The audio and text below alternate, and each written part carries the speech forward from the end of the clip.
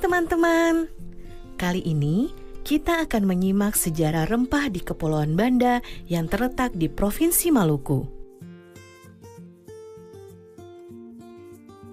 Rempah-rempah yang tumbuh dan ditanam di Nusantara selama berabad-abad silam telah menjadi daya tarik bagi bangsa-bangsa asing untuk datang. Salah satu wilayah penghasil rempah terbesar di timur Indonesia adalah Kepulauan Banda. Kepulauan Banda adalah wilayah penghasil buah pala terbesar dan terbaik di dunia. Sejak abad ke-13, pala telah dibudidayakan oleh masyarakat Banda. Kemajuan perkembangan perdagangan pala pada abad ke-15 membuat Banda semakin ramai dikunjungi oleh orang-orang asing dan perlahan menguatkan Banda sebagai pelabuhan rempah yang ramai.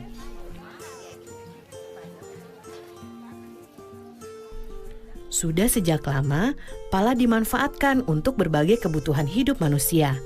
Pada abad ke-9, di Mesir dan India, pala digunakan sebagai pengawet jasad. Masih banyak lagi manfaat buah pala lainnya. Daging buah pala dapat dibuat sirup. Fuli atau kulit pembungkus biji pala dapat dimanfaatkan untuk membuat parfum, dan biji pala dimanfaatkan untuk obat-obatan, bumbu masak, kosmetik, dan minyak astiri. Berbagai manfaat buah pala inilah yang membuat bangsa Eropa sejak abad ke-16 berlomba-lomba datang ke Banda. Pada abad pertengahan, harga pala di pasar Eropa sangat mahal. Kalau dibandingkan dengan zaman sekarang, seperti gadget canggih yang harganya bisa puluhan juta rupiah. Tahukah teman-teman, kalau rempah-rempah Maluku telah dimanfaatkan sejak zaman Romawi. Pala dibawa ke Eropa oleh para pedagang Cina yang singgah di Maluku. Pala juga dibawa oleh para pedagang India melintasi Asia Tengah dan Asia Barat. Dari situlah kemudian pala tersebar ke berbagai penjuru dunia.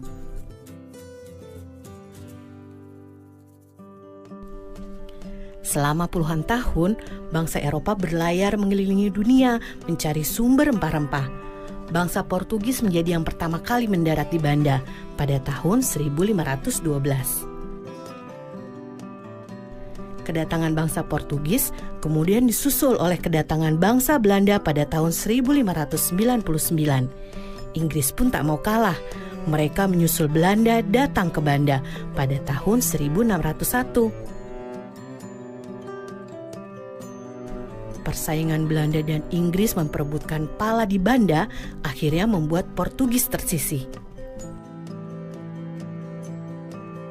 Melalui Serikat Dagang VOC, Belanda menjalankan taktik yang kejam untuk menguasai perdagangan pala. Belanda bahkan tak segan menggunakan berbagai cara, termasuk menyingkirkan para pemimpin desa atau yang dikenal dengan orang kaya. Kedatangan bangsa Eropa yang ingin menguasai perdagangan pala membuat masyarakat Banda menderita. Kejayaan pala sebagai rempah-rempah yang dicari oleh masyarakat dunia justru membuat masyarakat Banda perlahan terpinggirkan. Pada abad ke-19, setelah Inggris berhasil merebut Pulau Rune dari tangan Belanda, Inggris kemudian membawa pohon pala keluar dari Banda dan mulai menanamnya di Sumatera dan Malaysia. Sejak saat itu, monopoli perdagangan pala dunia yang dikuasai oleh VOC pun runtuh. Nah teman-teman, kini pala dapat kita peroleh dengan mudah di seluruh Indonesia. Ibu dan nenek kita sering memakai bubuk pala sebagai bumbu dapur. Kita juga bisa menikmati berbagai olahannya, seperti manisan, sirup, dan minyak gosok. Ternyata di balik bentuk pala yang mungil tersimpan sejarah yang luar biasa ya. Sampai jumpa di cerita seru sejarah Indonesia lainnya.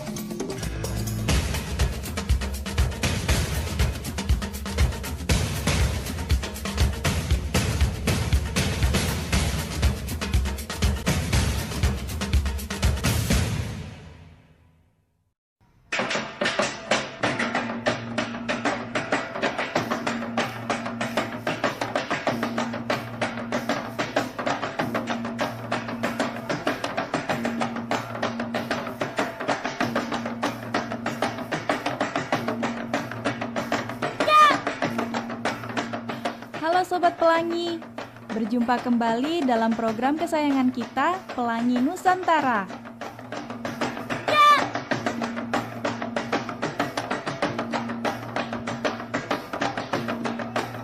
Sobat Pelangi, coba lihat teman-teman kita yang cantik ini.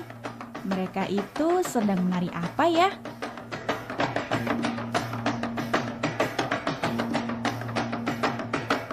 Oh, tari soya-soya.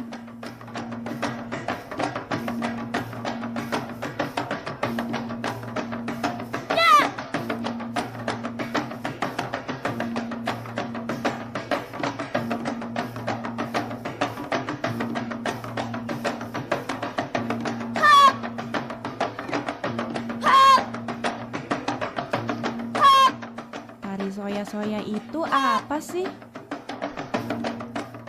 Adik-adik, tarian soya-soya itu adalah tarian perang ya, yang menceritakan tentang peperangan, ya, kemarahan masyarakat Maluku Utara. Dan asalnya itu sebenarnya dari Pulau Kayowa. Ya, Pulau Kayowa itu di salah satu pulau di Halmahera Selatan yang kemudian menyebar ke seluruh Maluku Utara. Oh, ternyata tari soya-soya itu berasal dari Maluku Utara. Aku ingin tahu deh, latar belakang atau sejarah adanya tari soya-soya ini. Waktu itu terciptanya itu secara spontan sebenarnya ya adik-adik. Pada saat masyarakat atau yang di sana di daerah Maluku Utara itu disebut dengan Balakusu Sekano-Kano. Ya, Balakusu Sekano-Kano itu artinya rakyat yang merasa marah mengetahui bahwa Sultan Babullah diculik kemudian dibunuh. Seperti itu sampai terciptanya tarian tersebut gitu. Sobat Pelangi, perhatikan deh pakaian dan tata rias wajah mereka. Keren ya. Kalian mau tahu tidak bagaimana mereka merias wajah dan tata cara mengenakan kostum untuk tarian soya-soya ini? Kalau aku sih mau tahu banget. Kita simak penjelasan berikut ini. Untuk kostum soya-soya, ini dari setelan ya, seperti kemeja dan celana panjang. Kemudian ada selempang kiri kanan, ya, warna merah atau kuning. Kemudian rok. Nah, rok ini adik-adik berwarna 4 aja, ya. Topi itu kita namakan toala lipat, ya. Tidak ada ornamen lain kecuali ngana-ngana di sebelah kanan. Dan salawaku yang kita pakai di kiri itu menggambarkan seperti ornamen untuk perang ya waktu saat itu. Jadi tarian soya-soya karena laki-laki semua, kita tidak memakai make up. Di tarian soya-soya ini ada sekitar 12 gerakan dasar ya.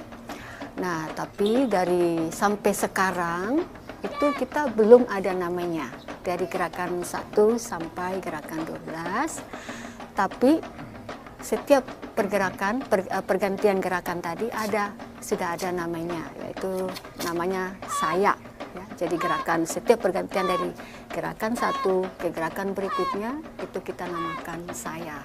Dan salah satu gerakan yang kita sebut suba, yaitu pada saat kita hormat ya. Kita duduk kemudian kita hormat, itu menggambarkan kita menghormati. Jadi cerita dari setiap gerakan itu ada ceritanya. Salah satunya itu kita suba, itu menggambarkan kita suba atau hormat atas jenazah yang sudah ditemukan tadi, jenazah dari Sultan Babullah tadi. Gitu. Jadi kostum adik-adik yang digunakan untuk penari soya-soya ini sangat unik ya. Kita adaptasi dari bangsa kolonial dulu rupanya ya. Jadi ada atasan setelan putih-putih dasarnya dan memakai rok Jadi penarinya semua laki-laki, tetapi kostumnya ada memakai rok ya.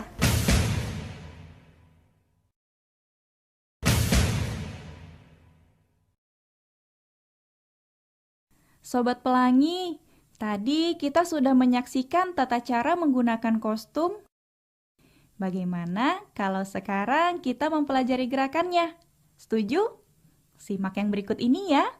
Gerakan yang pertama, ayunkan ngana-ngana yang dipegang oleh tangan kanan ke depan dan ke belakang. Nah, salawaku yang ada di tangan kiri digerakkan, diayun ke kanan dan ke kiri. Seperti ini. Tu, wa, ga, 4, 5, 6, 7, 8. Sementara kaki kiri diangkat dan diayun ke depan dan ke belakang. Ya, seperti ini. Tu, wa, ga, 4, 5, 6, 7, 8. Selanjutnya, gerakan soya, yaitu gerakan penyambung dari gerakan sebelumnya ke gerakan selanjutnya. Caranya, posisi badan menghadap ke kanan, kaki kiri diangkat, lalu digerakkan mengayun ke depan, lalu ngana-ngana diayun ke depan. Gerakan berikutnya, kaki kanan melangkah ke samping kiri sebanyak 2 kali. Ngana-ngana diayun ke atas sebanyak 2 kali juga. Lalu, posisi badan menghadap ke arah kanan. Gerakan kaki dan tangan sama seperti sebelumnya. Seperti ini. Tu, wa, ga, 4, 5, 6, 7, 8. Gerakan selanjutnya. Posisi badan menghadap ke depan sedikit membungkuk. Kaki kiri diayun ke belakang dan ngana-ngana diayun ke depan. Salawaku menghadap ke atas di bawah ngana-ngana. Lalu ganti kaki kanan yang digerakkan ke belakang. Ngana-ngana diayun di atas salawaku. Lalu salawaku diputar menghadap ke bawah. Seperti ini. Gerakan selanjutnya. Posisi badan menghadap ke depan, kaki kanan menyilang ke kiri, ganti, kaki kiri menyilang ke kanan, ngana-ngana diayun 1 kali, maju ke depan dengan kaki menyilang sebanyak 3 kali hitungan. Lalu, hitungan keempat, posisi jongkok dengan kedua tangan menyilang, ngana-ngana di atas, salawaku di bawah. Kita ulang. Tu, 2, 3, 4, 5, 6, 7, 8. Lalu, ngana-ngana diayun ke depan sebanyak 4 kali ke belakang. Seperti ini. Selanjutnya, dalam 4 kali hitungan, ngana-ngana diayun ke depan sambil berdiri perlahan-lahan. Lalu, posisi badan miring ke kanan sambil mengayunkan ngana-ngana ke arah belakang sebanyak 4 kali. Gerakan selanjutnya. Kaki kiri meloncat kecil ke depan, diikuti kaki kanan sambil mengayunkan ngana-ngana. Lalu, loncat kecil ke belakang sebanyak 3 kali. Ngana-ngana dan salawaku diayun ke arah pinggang. Seperti ini. Tu, wa, ga. Tu, wa, ga. Gerakan selanjutnya. Sama dengan gerakan sebelumnya. Setiap hentakan, kedua tangan diayun ke atas dan mempertemukan antara ujung ngana-ngana dan salawaku. Seperti ini ya. Tu, wa, ga. 4, 5, 6, 7, 8. Tu, wa, ga. 4, 5, 6, 7, 8. Gerakan selanjutnya, ayunkan kaki kanan dan kiri secara bergantian ke arah samping. Ngana-ngana dan salawaku berada di pinggang, seperti ini. Tu, wa, ga. 4. Tu, wa, ga. 4. Gerakan selanjutnya, lari-lari kecil ke depan sebanyak 2 langkah diakhiri dengan kedua tangan mempertemukan ujung ngana-ngana dan salawaku. Lalu berputar ke belakang setengah lingkaran sambil mengayunkan ngana-ngana sebanyak 3 kali hitungan. Hitungan keempat, badan menghadap ke depan sambil terus meloncat, maju, mundur sebanyak 4 kali hitungan. Seperti ini. Tu, wa, ga. 4, 5, 6, 7, 8. Tu, wa, ga. 4, 5, 6, 7, 8.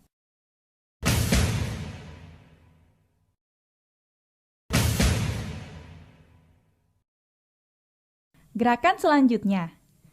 Maju ke depan 2 langkah, ngana-ngana diayunkan ke tengah atas salawaku, lalu berputar ke belakang sambil mengayunkan ngana-ngana ke samping atas.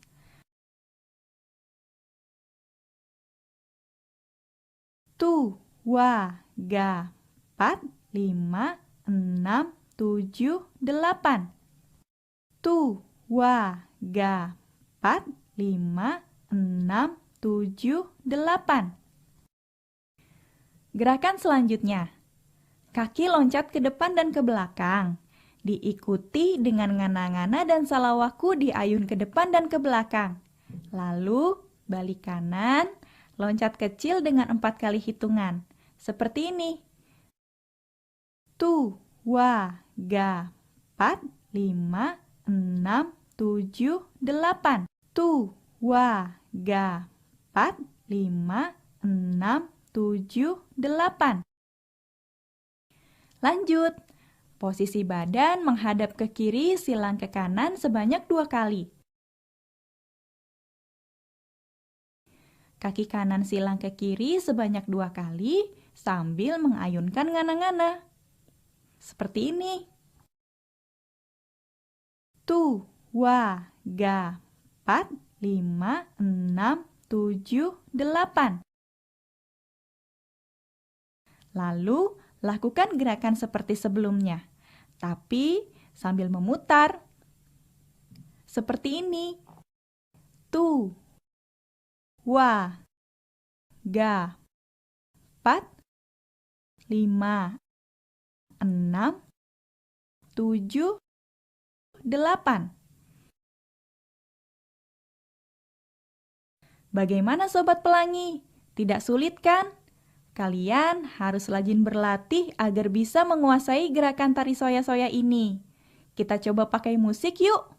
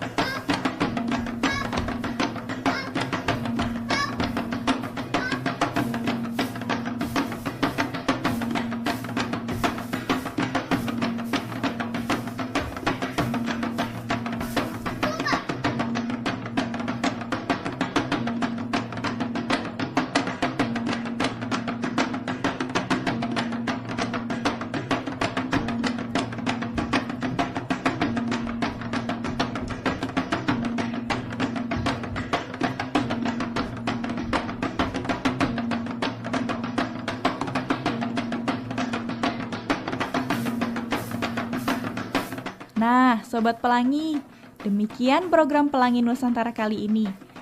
Sampai jumpa di episode selanjutnya.